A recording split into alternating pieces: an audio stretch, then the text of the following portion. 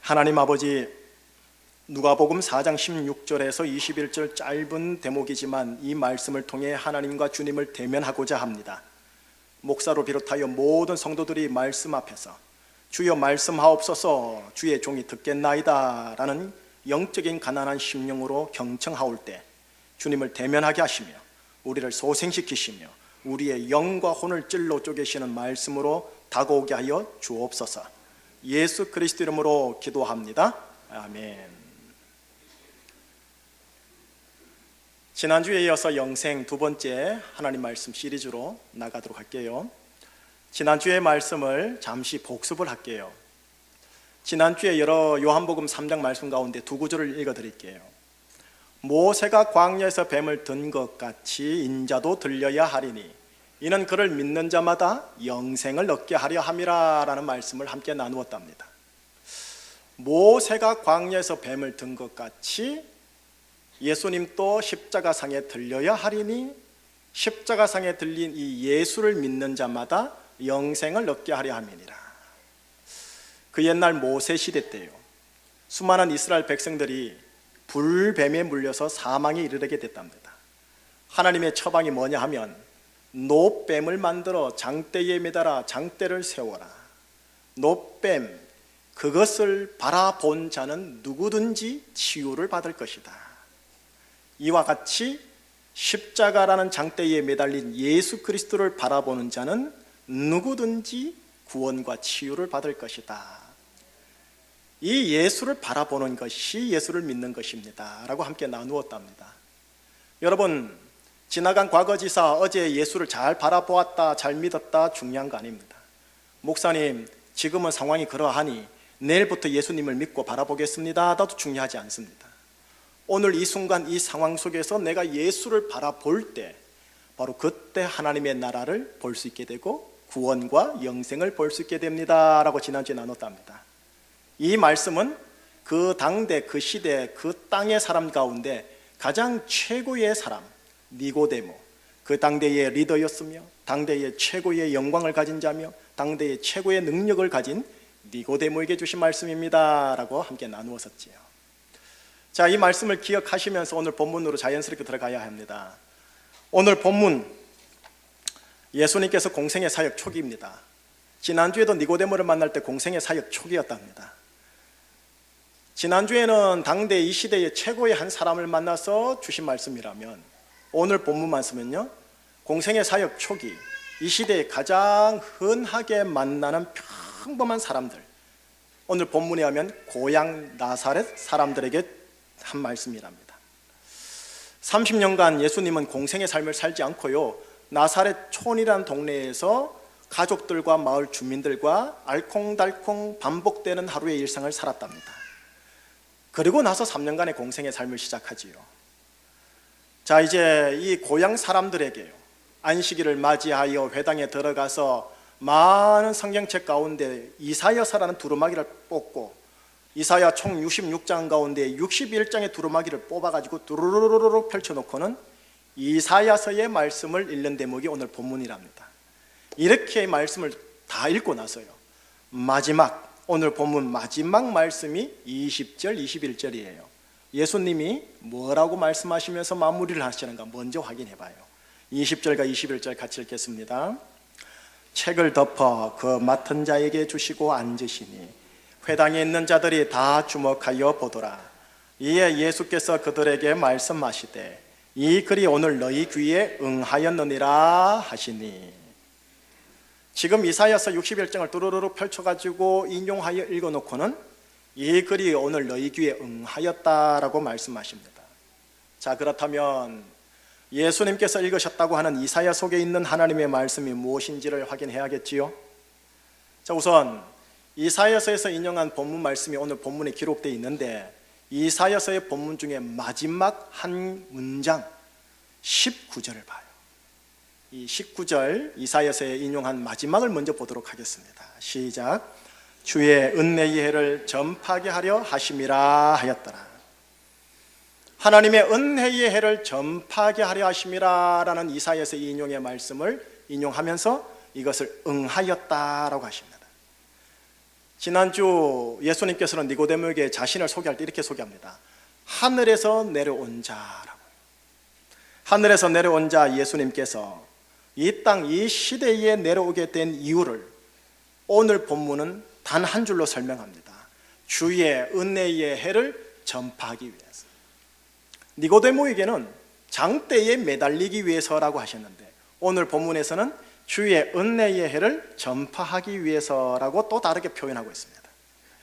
그런데 예수님께서요, 이 이사야서를 인용하면서 아주 고의적으로 그러나 아주 의미 깊은 행동 하나를 하십니다. 이사야서의 말씀 가운데 몇 표현을 일부러 생략하고 인용하십니다. 무엇을 빼버렸을까요? 예수님이 인용한 이사야서의 원본을 한번 볼까요? 이사야서 61장 1절과 2절인데 이것은 2절에 있어요. 이사야서 61장 2절, 아마 영상 자막에 나올 겁니다. 한번 같이 읽어보겠습니다. 여호와의 은혜의 해와 우리 하나님의 보복의 날을 선포하여 모든 자를 위로하되. 여호와의 은혜의 해와 여기까지 읽으신 거예요.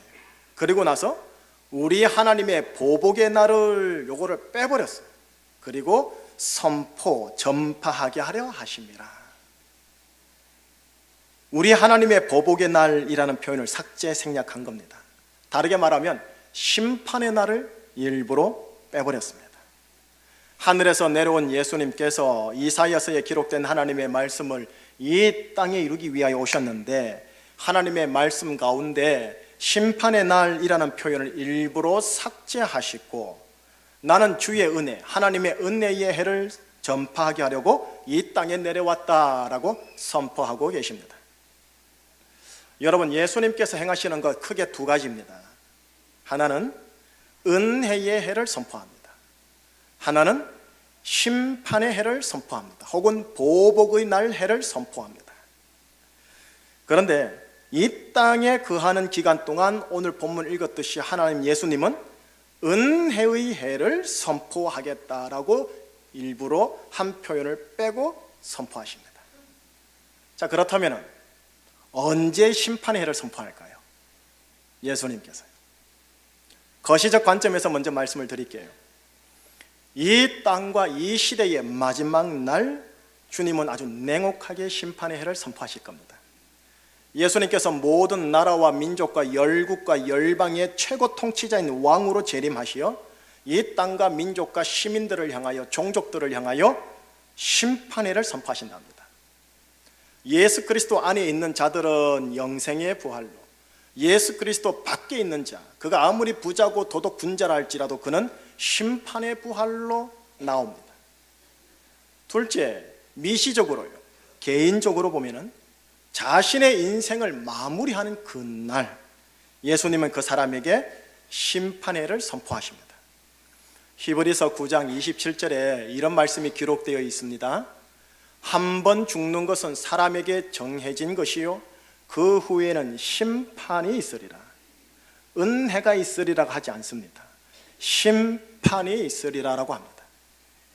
그런데 참 감사한 게 뭐냐 하면은 오늘 본문 함께 읽었던 19절을 통해 감사할 것이 나오는데 우리 개인이 살아있는 동안은, 역사가 현존하는 동안은 예수님께서 심판의 해를 선포하지 않고요, 일부러 빼버리고요, 은혜의 해를 선포해 주시고 있다라는 겁니다. 자, 신뢰를 들어볼게요. 지금 우리가 누가복음 초반부 말씀을 읽는데 누가복음 후반부 24장 바로 앞장에 있는 23장을 읽어보면 이런 예수님의 에피소드가 나옵니다. 예수님께서 이 땅에 오신 궁극적인 목적이었던 십자가상에 달리실 때 일입니다. 양옆으로 행악자들이 십자가상에 함께 달리지요. 행악자 중에 한 사람이 이 예수를 비방합니다. 네가 그리스도가 아니냐, 너와 우리를 구원하라 라고 조롱하지요. 그때 또 다른 맞은편에 있는 한 사람이 이 사람을 향하여 꾸짖습니다. 네가 지금 정죄를 받고 있으면서도 하나님을 두려워하지 않느냐? 우리가 행한 일에 상당한 보응과 정죄를 받는 것이니 이에 당연하거지만 이 사람이 행한 것은 옳지 않은 것이 없느니라 라고요. 그리고 나서요, 연이었어요, 함께 초라하게 비참하게 죽어가는 예수 그리스도를 바라보면서 정중하게 말합니다. 예수여, 당신의 나라에 들어갈 때 나를 기억하소서라고요. 그랬더니 함께 죽어가는 이 예수님께서 이분에게 말씀하시지요. 오늘 네가 나와 함께 낙원에 있으리라 라고요. 이 사람은 자신의 목숨이 죽어가는 상황 속에서요, 죽음 이후에는 하나님의 심판이 냉혹하게 기다릴 것이 뻔한 상황 속에서요, 그렇게 심판받기에 합당한 행실을 자기 양심이 제대로 아는 상황 속에서요, 그런 상황의 짓눌림 속에서 십자가상의 예수님을 바라봅니다. 그에게는 마지막 기회다 할 수 있는 인생의 마지막 시점에서 말이지요. 어찌 보면 이 행위가 인간 도덕상 뻔뻔한 행동이 아닐 수가 없습니다. 그러나 예수님은 그 사람에게요, 낙원을 허락하십니다. 다른 말로 영생, 하나님의 나라, 구원을 허락하십니다. 우리가 믿는 예수 그리스도는 마지막까지, 쉼의 한 호흡까지 은혜를 선포하시다가 돌아가십니다. 예수님이 선포하는 이 은혜의 해를 정말로 받기를 원하는 자들에게는 그가 살아있는 동안은 은혜의 해를 선포해 주려고 활짝 마음의 문을 열어놓고 계십니다. 그러나 잊지 마십시오.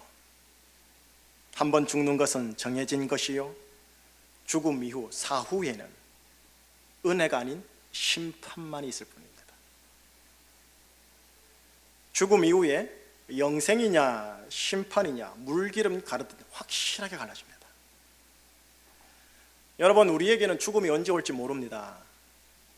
그렇게 매 순간 하루 지금 있는 이 자리, 그리고 어떤 상황이라 할지라도, 좋은 상황이든 안 좋은 상황이든 양심이 아주 찔리는 상황이든 오늘 하루 순간 예수 그리스도를 바라보는 자여야 합니다. 여러분들의 죽음이 꼭 노년에 찾아오리라는 보장이 없습니다. 믿음의 눈으로 현실을 재해석하여 바라보십시오. 지금까지 여러분들의 살아있는 연수까지가 하나님이 허락하여 주신 내가 인식하지 못하는 큰 은혜라는 것을, 가족과 교회 지체들과 살아가며 살아갈 시간 얼마 남지 않았습니다. 세상 말로 훅 갑니다. 하물며 어찌 미워하며 남은 시간 살아가시겠습니까? 이렇듯 영생은 죽음 이후에 아주 명확합니다. 죽음을 기억하며 오늘이 나의 생과 나의 만남 인연이 하나님이 허락한 마지막일 수 있음을 기억하면서 예수를 바라보는 겁니다. 예수님을 바라보면서 하나님께서 나에게 붙여주신 사람들과 오늘 내가 헤어지더라도 후회함이 없을 정도로 사랑하는 겁니다. 그리고 나서 사후의 영생으로 들어가는 겁니다. 이것이 영생의, 사후의 영생의 첫 번째 의미입니다. 자, 이제 사후가 중요하기도 하지만 사전, 생전, 살아있는 동안의 영생을 확인하셔야죠. 예수님께서 읽으신 이사야서 말씀을 계속 확인해 볼까요? 17절, 18절이에요. 같이 읽겠습니다. 선지자 이사야의 글을 들이거늘 책을 펴서 이렇게 기록된 데를 찾으시니 곧 주의 성령이 내게 임하셨으니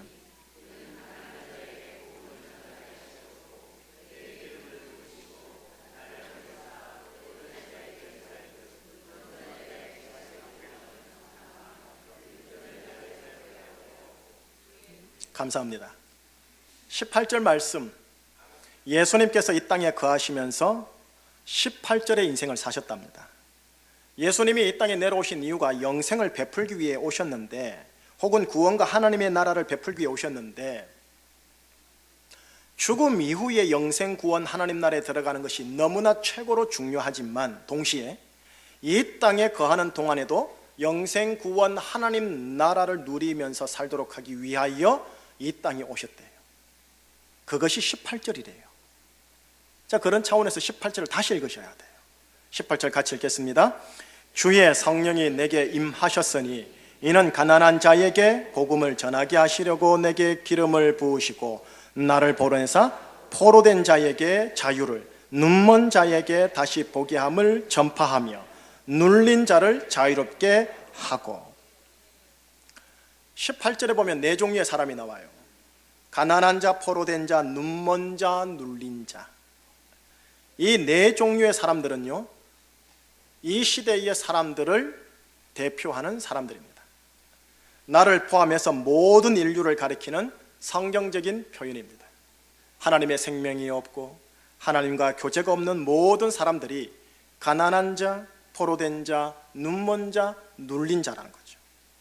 이들의 인생이 경제적으로, 문화적으로, 학식적으로 부자이든 빈자이든, 그가 니고데모의 유형이든 아니면 나사렛 촌동네의 아주머니 아저씨, 할아버지 할머니이든 모두가 하나님의 생명이 없고 하나님의 교제가 없는 가난한 자, 포로된 자, 눈먼 자, 눌린 자라는 거죠. 21세기 이 시대 이 땅에서 자본과 문명을 누린다고 하는 모든 이들도요, 예수 그리스도와 하나님 아버지의 눈에는 가난한 자, 포로된 자, 눈먼 자, 눌린 자인 겁니다. 이번 한 주간 말씀을 함께 생각하고 묵상하고 하는 가운데 제가 수필, 수기 하나를 읽었습니다. 하늘에서 지켜주는 사람이라는 제목인데요, 새 아이를 가지고 있는 34살의 자매의 수기였어요. 아이들을 데리고 바깥에 나가면 놀이터에서 지나가는 아주머니 아저씨들이 아이고 젊은 엄마가 아이가 셋이나 있네, 아빠가 좋아하겠어 라고 칭찬 아닌 칭찬을 해준대요. 그러면 첫째 딸, 7살짜리 이 딸이 말끝을 흐리면서 우리 아빠는 지금 하늘나라 갔는데 라고 한대요. 사연이 이런 내용입니다. 자매는 사랑 많은 가정에서 자랐습니다. 만난 남편은 고아 아닌 고아였다고 합니다. 이혼한 부모님 대신 할머니랑 같이 살다가 중학교 때 할머니가 돌아가심으로써 완전 고아가 됩니다. 결국 중학교도 마치지 못한 남편은 중국집에서 하루 벌어먹고 살았다고 해요. 그러다가 이 자매를 만났고 자매와 정을 주고받게 되었고, 그렇게 두 사람은 만나 결혼하였습니다. 친정 부모님의 반대는 이루 말할 수 없었지요. 결혼 전 남편이 지인에게 사기를 당해 큰 빚을 져 주민등록 말소 상태였다고 합니다. 그런데 혼인을 하고 혼인신고를 하니 주민등록이 되살아났고 이제 여기저기서 빚 톡촉이 새롭게 시작되었다고 합니다. 남편이 뱃속에 있는 아기 생각하면서 닥치는 대로 일하면서 이곳저곳 사정에 시급한 빚은 갚아나갔다고 합니다. 그렇게 빚에 대한 고비를 넘기자 첫 딸이 태어났습니다.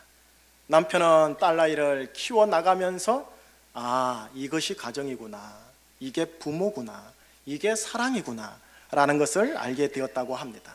그러면서 사회를 향한 불신과 분노가 조금씩 낮아지기 시작했다고 해요.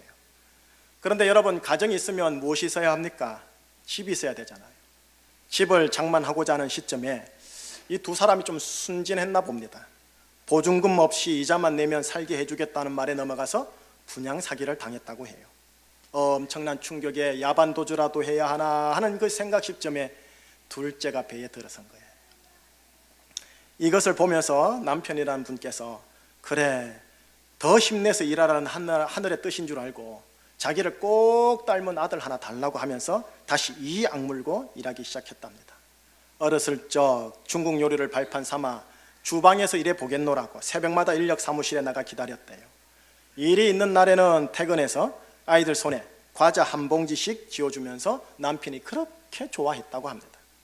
그렇게 아이도 태어나 이제 내 식구가 되었고, 내 식구가 다시 일어나려고 할 때 남편에게 아주 고정적인 일자리가 생겨서 너무 좋았다고 합니다. 바로 그때 셋째가 생긴 겁니다. 셋째가 생기고 나서 출근하는 전날 병원 오후에 전화가 왔었습니다. 세면대가 떨어져 남편이 손을 다쳤다며 긴급 수술을 한다고 해요. 오른쪽 손가락에 신경을 다친 남편은 일을 이제 전혀 못하게 되었고, 그로 인해서 실망과 자책을 거듭하게 되었고 우울증에 시달리면서 방구석에만 처박히게 되었대요. 두 아이와 남편의 간호를 오고 가면서 하는 가운데 셋째가 한 달 일찍 나왔고요. 감사한 것은 셋째가 건강해서 자매가 일찍 직업전선으로 들어갈 수 있었다고 합니다. 그러나 한 여인이 직업전선의 수익이 얼마나 되겠습니까? 남편이 수입을 벌지 못하게 되자 집세 독촉이 날로 더 심해졌습니다. 급기야 주인이 사다리차를 불러 창문을 통해 집까지 들어올 정도였다고 합니다. 그날 이후 남편은 밖에서 문소리만 나도 소스라치게 놀라 술 없이는 잠들지 못하는 상황에 이르렀고요. 그런 세월 속에서 남편은 아내를 보고 셋 딸을 보고 셋 딸을 보고 아내를 보면서 그가 선택한 것이 딸아이들 방에서 자살을 했습니다. 남편을 보내면서 자매님은 눈물로 보낼 수 없었대요. 빈소를 지킬 때 아무것도 모르는 4살짜리 둘째와 2살짜리 셋째가 색칠 공부를 하는 모습에 눈물을 지을 수 없었대요.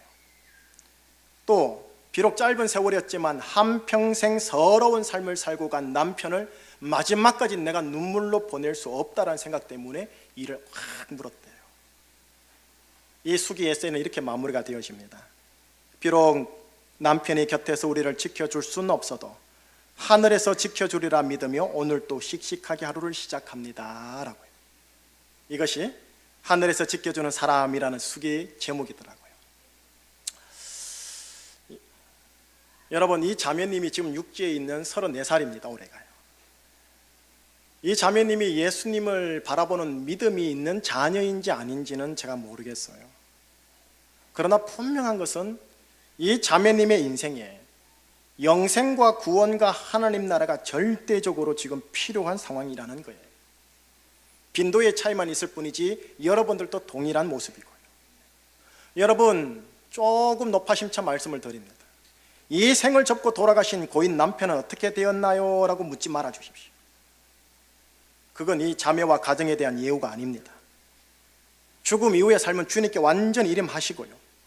당장 오늘 또 살아내야 하는 이 가정이 바로 예수님의 눈과 아버지의 눈에는 가난한 자, 포로된 자, 눈먼 자, 눌린 자가 아닌가요? 예수님께서 이 땅에 오신 이유가 가난한 자, 포로된 자, 눈먼 자, 눌린 자들에게 영생을 주시려고 오셨다고 합니다.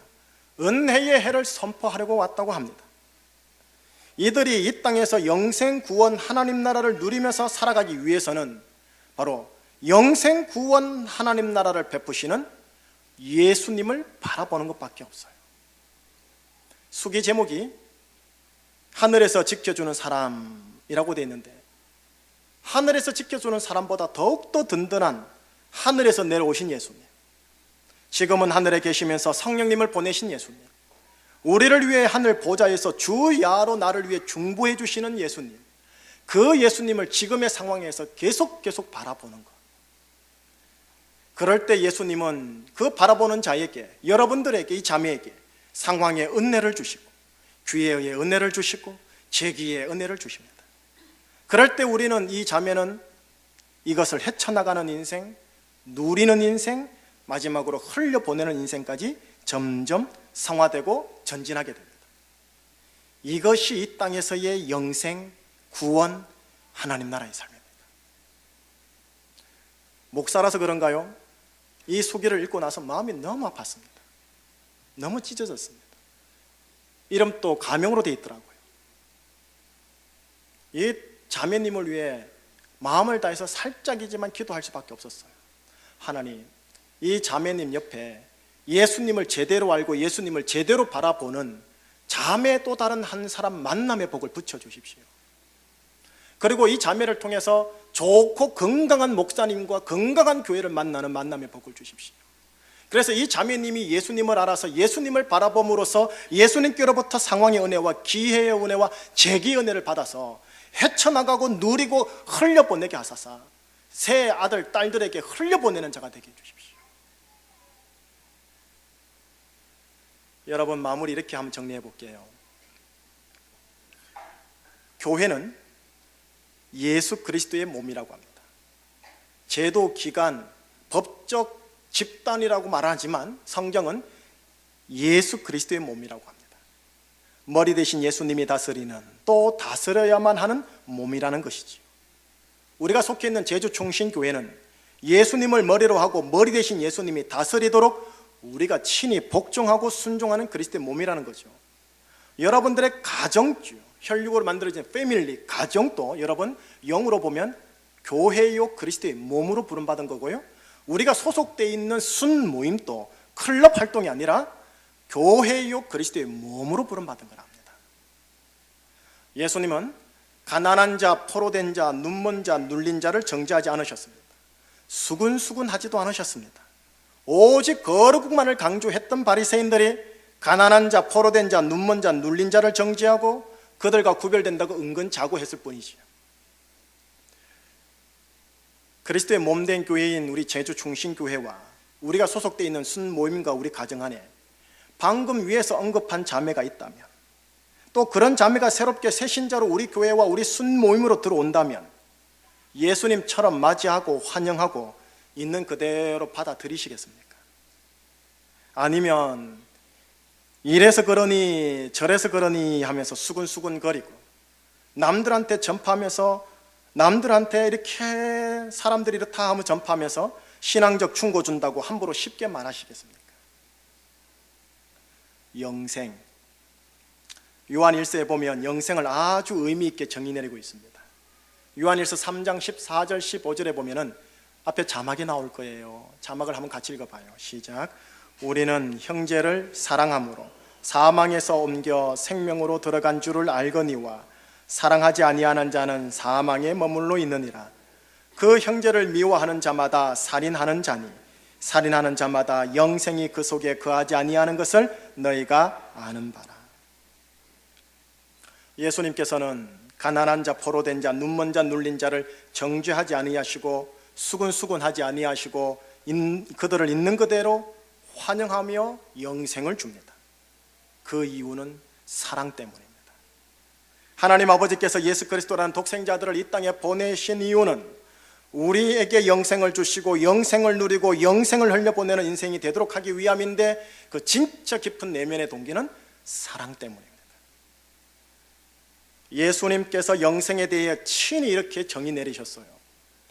영생은 유일하신 참 하나님과 그가 보내신 자 예수 그리스도를 아는 것입니다. 요한 1서에 하나님에 대해서 이렇게 소개해요. 사랑하지 아니하는 자는 하나님을 알지 못하나니 이는 하나님은 사랑이십니다. 여러분, 사랑의 하나님과 사랑의 예수 그리스도를 아는 것이 영생입니다. 또 영생은 사랑하는 것입니다. 결국 사후의 영생이 아닌 이 땅에서의 영생은 예수 그리스도를 바라보면서 사랑하는 겁니다. 나에게 주어진 혈육이라는 가족들, 400개 교회 중에 나에게 붙여주신 제주 충신교회와 충신교회 지체들, 그리고 제주의 땅과 하늘과 대한민국의 땅과 하늘을 사랑하는 것입니다.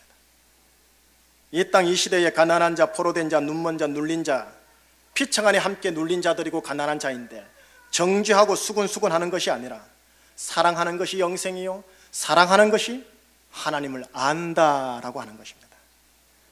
이 모든 이들을 사랑하기 위해 예수님께서 오셨고, 이 땅에서 이들을 사랑하사 권능 있는 하나님 나라를 드러내셨고, 궁극적으로는 십자가상에서 우리의 죄, 저주, 사망, 형벌을 다 짊어지셨습니다. 그리고 부활 승천하고 나서는 우리에게 이 땅에 가정교회와 순모임교회와 충신교회를 남겨두셔서 피차간의 가난한 자이니 예수 그리스도를 광야에서 바라보는 가운데 함께 사랑하면서 살아가라고요. 그리고 때가 되어 내가 부르면 사후 이후의 영생으로 들어오라고요. 그렇게 교회와 가정과 순모임을 남겨두셨습니다. 그래서 가정과 교회와 순모임은 그리스도의 몸이다라고 하는 겁니다. 부탁하옵기는 지금 현재 있는 나의 상황과 지나간 과거사의 상황과 옆에 있는 지체들의 가정의 상황과 과거의 기사의 상황을 통해 하나님의 사랑을 해석하지 마시고 하나님의 사랑으로 나의 상황과 저 지체의 상황을 해석해 주셔야 합니다. 여러분 모두는 열애 없이 예수님께 사랑받는 자이요 하나님 아버지께 사랑받는 자입니다.